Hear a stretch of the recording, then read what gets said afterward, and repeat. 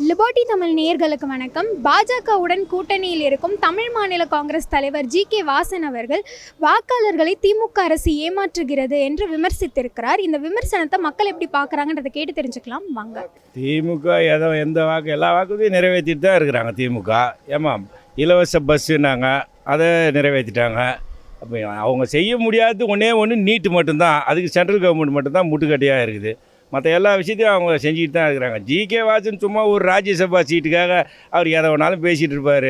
அப்படி தானே அவர் என்ன எலெக்ஷனில் நின்ன எம்பி ஆனார், ராஜ்யசபா உறுப்பினர் ஆனார். ஒன்றும் இல்லையே, புரியுதா? திமுக எல்லாத்தையும் தான் செஞ்சிட்ருக்காங்க. திமுக எதை தான் செய்யலை?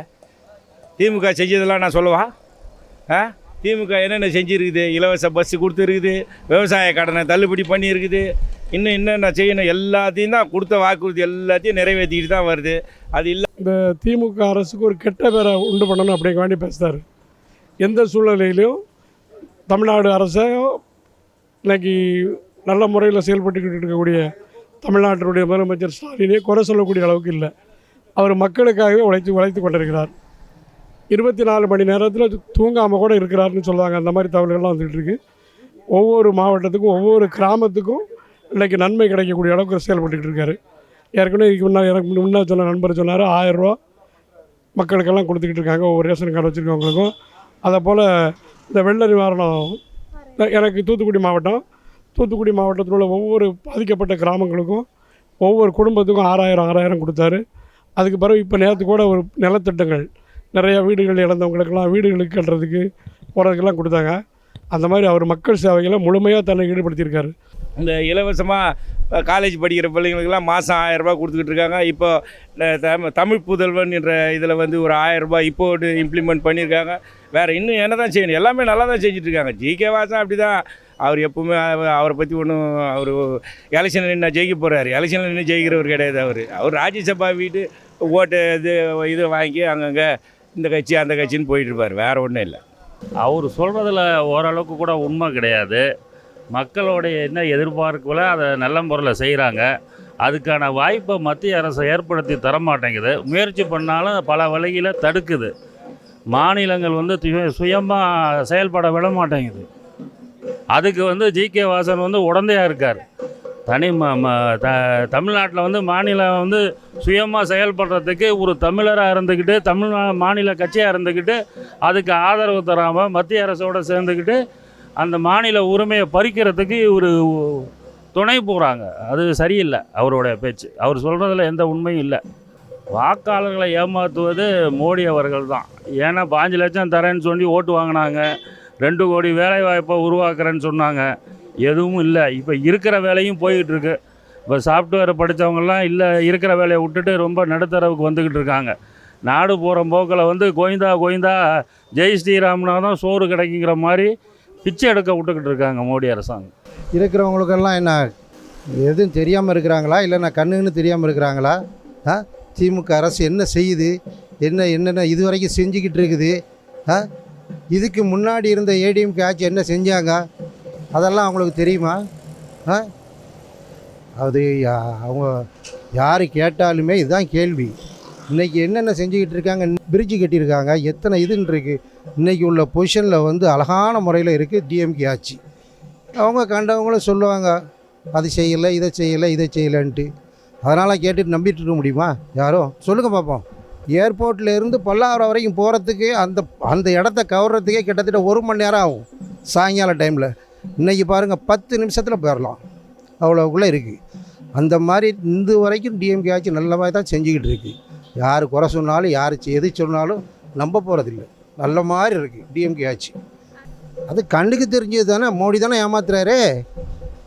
இது வரைக்கும் மோடி தானே ஏமாற்றிக்கிட்டு இருக்காரு. அதை செஞ்சேன், இதை செய்கிறேன், அதை செய்கிறேன்னு சொல்லிக்கிட்டு இருக்காரு. இது வரைக்கும் ஏதாவது செஞ்சுருக்காரா?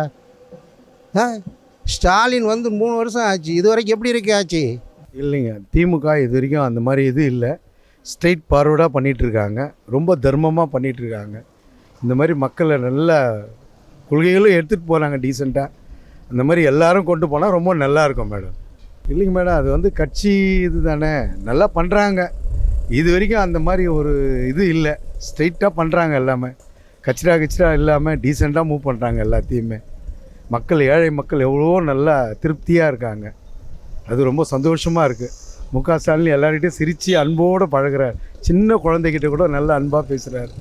உடனே இந்த பஸ்ஸு வந்து தாய்மார்கள் ரொம்ப வரவேற்கிறாங்க, ரொம்ப என்ஜாய்மெண்ட் பண்ணுறாங்க. அதுக்கு ரொம்ப தேங்க்ஸ் சொல்லணும் அவருக்கு. அது இல்லாமல் இந்த 1000 6000 இதெல்லாம் கொடுத்தது ஒரு பொக்கிஷம். எந்த மினிஸ்டரும் கொடுக்காமல் இவர் நல்லா கொடுத்துருக்காரு. ரொம்ப தேங்க்ஸ். இது ஒரு ஸ்ட்ரெயிட் ஃபார்வர்டு தான். பொய் சொல்லாமல் மக்களுக்கு செய்யணும்னு செய்கிறார். இந்த மாதிரி இன்னும் நல்லது செய்யணும் அவர்.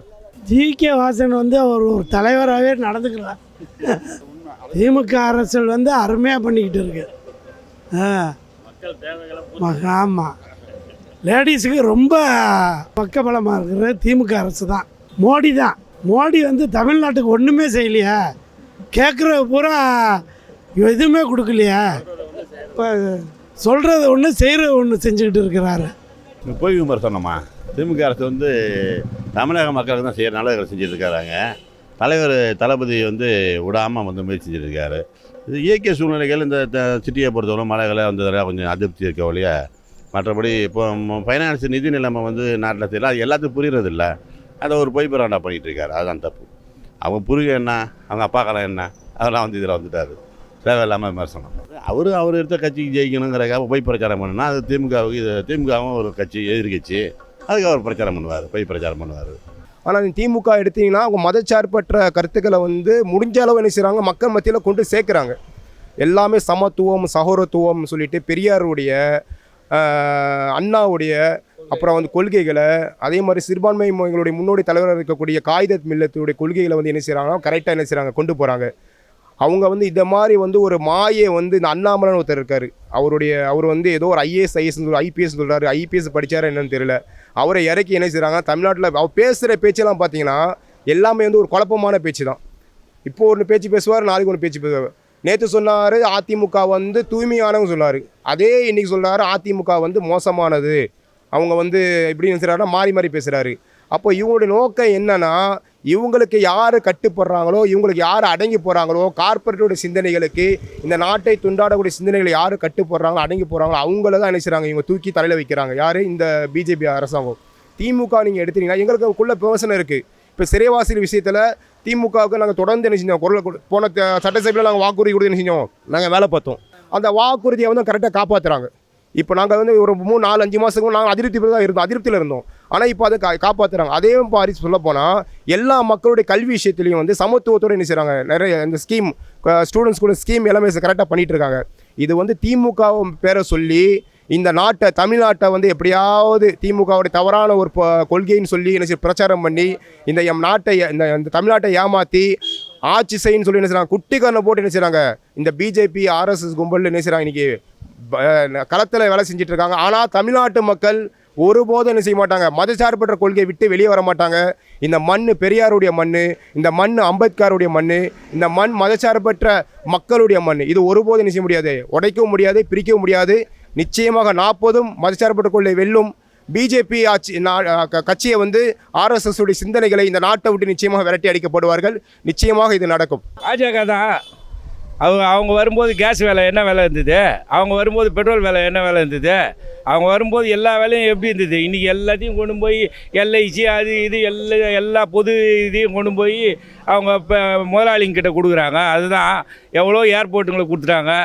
என்ன அதானி ஏர்போர்ட்டு, அந்த ஏர்போர்ட்டு, இந்த ஏர்போர்ட்டுன்னு எல்லாம் வந்துருச்சு. வேறு ஒன்றும் இல்லையே. அவங்க ஒன்றும் எதுவும் மக்களுக்கு செய்கிற மாதிரி தெரியலையே. சும்மா போய் சொல்லிவிட்டு அண்ணாமலை தெரிஞ்சிக்கிட்டு இருக்காரு. வேறு என்ன குளச்சல், தூத்துக்குடி, அந்த மாதிரி திருநெல்வேலி 4 மாவட்டங்களில் வந்து தண்ணி ரெம்பிடிச்சு எல்லாரும் பார்த்தாங்க, எல்லாம் செய்தி பார்த்தாங்க. வந்துட்டு மாறாக வந்து அதுக்கு சம்மந்தமாக பணமே கொடுக்கல. அப்போ பணம் கொடுக்காத ஆட்சி வந்து எந்த ஆட்சி? மோடி ஆட்சி தான். கண்காண பார்த்து கூட கொடுக்கலன்னா இப்படிப்பட்ட ஒரு மனசாட்சியே இல்லாத ஒரு அக்கிரமான ஒரு அயோக்கியர்னு சொன்னாலும் அது தப்பு கிடையாது. மோடி வந்து பக்கா அயோக்கியர்னு சொன்னாலே தப்பு கிடையாது. அந்த அளவுக்கு மனித விரோத எண்ணம் கொண்ட அந்த கட்சி தான் பிஜேபி கட்சி.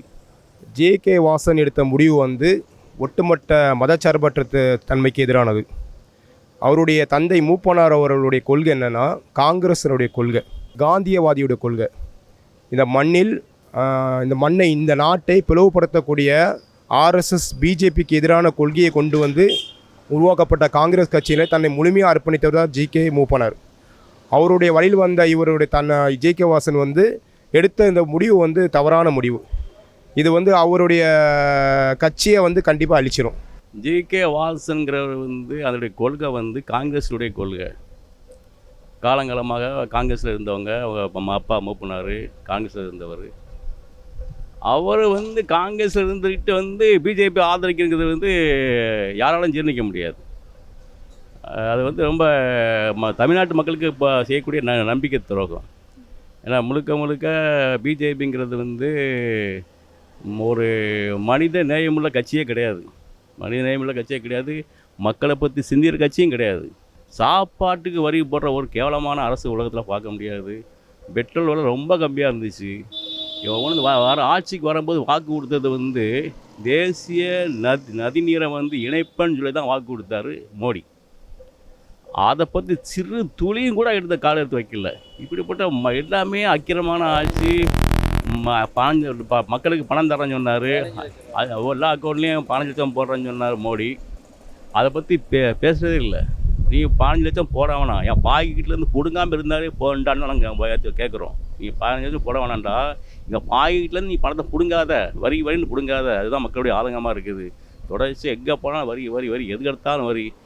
என்னைக்கு தேர்தல் வருது, நாடாளுமன்ற தேர்தல், என்னைக்கு ஸ்டாலினுக்கு நம்ம ஓட்டு போடணும்னு ஒவ்வொரு மக்களும் துடிச்சிக்கிட்டு இருக்காங்க. ஏன்னா மகளிருக்கு கூட அவர் என்னெல்லாமோ செஞ்சுக்கிட்டு இருக்காரு. இந்த பஸ்ஸில் இலவசம், அது மட்டும் இல்லாமல் என்னதெல்லாம் 1000 ரூபா கொடுத்துக்கிட்டு இருக்காரு. யோசிச்சு பாருங்கலாம், யாரும் செய்ய முடியாது. மக்கள் நலனில் முழுமையாக தமிழ்நாட்டு மக்களுக்காக உழைத்து கொண்டிருப்பவர் இன்றைக்கி நம்ம தளபதி ஸ்டாலின் தான். அதனால் மக்கள் என்றைக்கு அவருக்கு ஓட்டு போடணும் ஒவ்வொரு மக்களும் துடித்து கொண்டிருக்கிறார்கள். அவர் இதுக்கு முன்னால் திமுக தானே ஃபஸ்ட்டு சேர்ந்துருந்தார்ல, அப்போ கூட சேர்ந்து இவரும் ஏமாத்தினாரா? அவரும் சுயநலத்துக்காக வேண்டி அவர் பாரதிய ஜனதா போய் சேர்ந்துருக்காரு. அவருடைய சொத்தை காப்பாற்றுறதுக்காக வேண்டி. எப்படி தெரியுது உங்களுக்கு? வந்து அவர் 3 வருஷம் ஆச்சு, எப்படி ஏமாற்றிருக்காரு அது தெரியணும்ல. அதெல்லாம் ஏமாத்தலாம் இல்லை. அதெல்லாம் வந்து நிதி கொடுக்கணும்ல. சென்ட்ரல் கவர்மெண்ட்டும் கொடுக்க மாட்டிருக்கு. சின்னவர்களுக்கு கொடுத்த அன்னைக்கு ஒரு செலவழிக்க போகிறாங்க. வாக்காளர் ஏமாத்துறது வந்து மோடி தான். ஆக வந்து இப்படிப்பட்ட ஒரு மனித விரோத ஆட்சி செய்யக்கூடிய மோடிக்கு வந்து இவர் வந்து சப்போர்ட் பண்ணுறாருன்னா இவரும் எண்ணம் அந்த மாதிரி எண்ணம் தான். மக்களுடைய எண்ணம் இல்லை, மாறாக பொய் சொல்கிறாரு. ஜிகே வாசல் பின்னாடி மக்கள் போகிறத வந்து நிறுத்திக்கொள்ளணும். ஒரு மனித விரோத அரசியலுக்கு வந்து யாரெல்லாம் ஆதரிக்கிறாங்களோ அவங்களாம் வந்து தப்பான ஆட்கள் தான். மக்கள் மீது நலன் இல்லை, சொந்த நலனுக்காக சீட்டுக்காகவும் பணத்துக்காகவும் தான் வந்து விலகி போகிறாங்களே தவிர மக்கள் மீது யாருக்குமே வந்து அக்கறை இல்லை. ஆக அப்படிப்பட்ட மக்கள் நலன் இல்லாத ஆட்களை வந்து கண்டிப்பாக நாங்கள் வெறுக்கிறோம். நாங்கள்